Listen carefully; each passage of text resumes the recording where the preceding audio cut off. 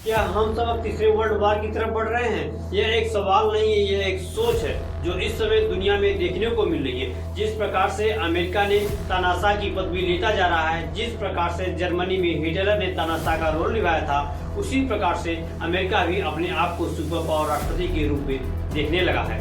आज के दिन अमेरिका ने खुद को वेनेजुएला का तत्कालीन राष्ट्रपति घोषित कर दिया है।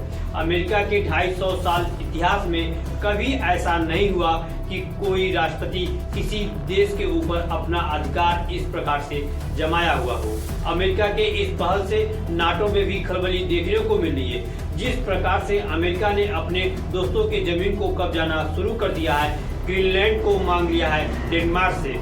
नाटो इसलिए बनाया गया था ताकि कोई देश नाटो के ऊपर हमला करता तो नाटो में जितने सदस्य हैं सब मिलकर उस देश का सामना करते, उसके ऊपर हमला करते। नाटो की एक सुरक्षा कड़ी बनाई गई थी जिससे कोई तोड़ न सके, लेकिन अमेरिका ने ये खुद नाटो के सदस्य के ऊपर ही कब्जा करना शुरू कर दिया है।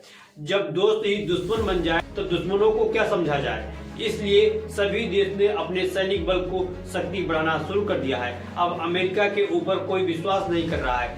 जिस प्रकार से ईरान में सत्ता पलटाने के लिए लोग प्रदर्शन कर रहे हैं, आगजनी कर रहे हैं, यह ईरान में चल रही आंतरिक कला नहीं है, यह ईरान में अमेरिका के द्वारा चलाया गया एक षड्यंत्र है। जिस प्रकार से अमेरिका किसी देश के ऊपर भीतरघात करके वहां की सत्ता को गिरा देता है, ईरान भी अब अमेरिका को पूरी तरह से दुश्मन बना चुका है।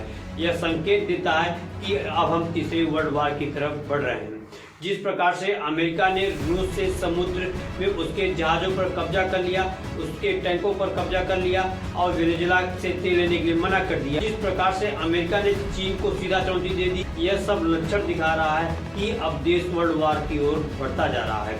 किसी एक दिन का खेल नहीं होता है कि आज ही के दिन शुरू हो जाता है वर्ल्ड वार।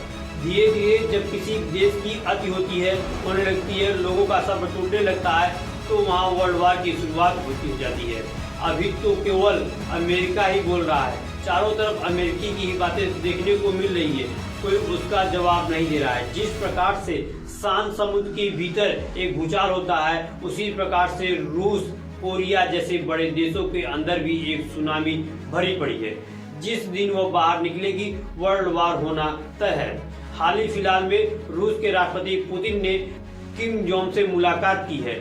अगर किम जोंग, पुतिन, चीन के राष्ट्रपति शी जिनपिंग एक साथ आ जाते हैं तो अमेरिका जरूर से जरूर कमजोर पड़ जाएगा और वर्ल्ड वार वहां पर होना तय है और परमाणु जैसे बड़े हमले भी होना तय है। अमेरिका का भारत के ऊपर 500% टैरिफ लगाना, यह कहना कि मोदी जी ने ट्रंप को फोन नहीं किया, इसकी वजह से भारत के ऊपर 500% का टैरिफ लगाया गया है और बार बार मना करना कि रूस से तेल न लिया जाए और केवल तेल अमेरिका से लिया जाए, यह दिखाता है कि अमेरिका के राष्ट्रपति डोनाल्ड ट्रंप तानाशाह की पदवी लेते जा रहे हैं। मतलब कि जो अमेरिका के पक्ष में बोले और अच्छी बात बोले, अमेरिका के हित में बोले, वही अमेरिका का दोस्त है। अगर कोई देश अपने हित के बारे में बात कर रहा है और अमेरिका का विरोध कर रहा है तो आज के दिन अमेरिका का वो दुश्मन बनता जा रहा है। यही सब कारण होता है कि वर्ल्ड वार की तरफ बढ़ते जाना। जब सारे देश किसी एक देश के दुश्मन हो जाते हैं तो वहाँ वर्ल्ड वार होना तय है। आज ऐसा ही कुछ देखने को मिल रहा है। अमेरिका का सारे के सारे देश का दुश्मन बनता जा रहा है। अमेरिका केवल अपने आप को पैसे और पावर के दम पर तानाशाह बनता जा रहा है। आज के दिन अमेरिका के पास क्या नहीं है? रॉकेट है, इंटरनेट है, इलॉन मस्क जैसे दोस्त हैं। आज का युग हथियारों के साथ लड़ना नहीं है, वर्ल्ड वार नहीं होता है। आज का युग इंटरनेट के द्वारा युद्ध भी लड़ा जाता है, स्पेस में भी युद्ध लड़ा जा रहा है। अगर किसी के देश में कब्जा करना है तो इंटरनेट के माध्यम से अमेरिका उस पर आसानी से हावी हो सकता है। एंड्रॉयड जैसी बड़ी संस्था अमेरिका के पास है, हर देश एंड्रॉयड का यूज कर रहा है, उसके पास एलोन मस्क जैसे पावर है, गूगल है, साइबर अटैक करके उस देश को घुटने पर ला सकता है। इसी के दम पर अमेरिका तानाशाह बनता जा रहा है।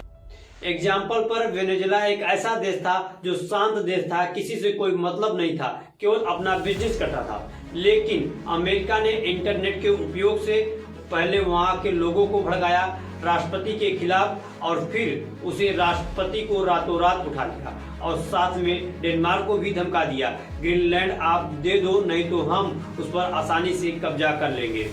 यह सब एक संकेत है कि अब देश वर्ल्ड वार की ओर बढ़ता जा रहा है। अगर वर्ल्ड वार होता है तो हमें क्या क्या देखने को मिलेगा? सबसे पहले तेल आसमान छू लेगा।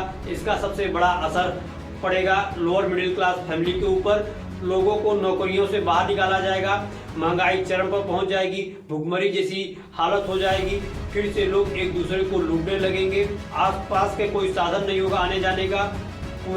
जैसे पुराने जमाने में लोग जंगलों में रहना पसंद करते थे, एक बार फिर से ही ऐसी सिचुएशन देखने को मिलेगी। इंटरनेट कनेक्शन बंद हो जाएगा, इंटरटेनमेंट का कोई साधन नहीं बचेगा, देश अंधेरे की गर्त में चला जाएगा। आपके हिसाब से अगर वर्ल्ड वार होती है तो देश कैसा रहेगा? कमेंट करके जरूर बताइएगा। लाइक और सब्सक्राइब जरूर करिएगा।